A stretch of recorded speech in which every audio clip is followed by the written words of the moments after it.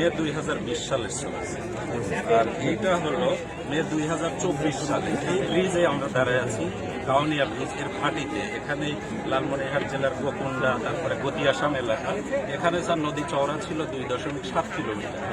4 বছরের মধ্যে এটা দেখেন স্যার শেপ পরিবর্তন হয়ে 3.5 কিলোমিটার, অর্থাৎ 800 মিটার, প্রায় 2600 ফুট ভেঙে কয়েকটা গ্রাম স্যার দুই পাশে, এই পাশে সবচেয়ে বেশি ভেঙেছে গোকুন্ডা, গতিয়াসাম, প্রায় 1000 খানেক বাড়িটা ভেঙে গেছে 4 বছর। ব্রিজের ডাউন ডাউনে একইভাবে উজানেও ঘটেছে।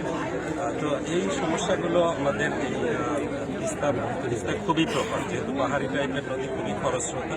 এই সমাধানের মধ্যে স্যার এই কারণে আমাদের ব্যাপক নদী ভাঙন সংঘটিত হয়। আমি পরের ম্যাপে একটু স্যার এটা স্যার পরিষ্কার বোঝা যাচ্ছে, এটা তিস্তা ব্যারেজ। এইভাবে এখানে আমরা আছি 65 কিলোমিটার ঘাটিতে কাউনিয়াতে। তো এই লাল চিহ্নিত জায়গায় আমরা এখন এখানে আছি স্যার। আমরা ইতিপূর্বে এই যে পেস্ট কালারের যে জায়গাগুলো, এগুলোতে আমরা এর আগে কাজ করেছি 32 কিলোমিটার ব্লক দ্বারা বাঁধাই করেছি। পরবর্তীতে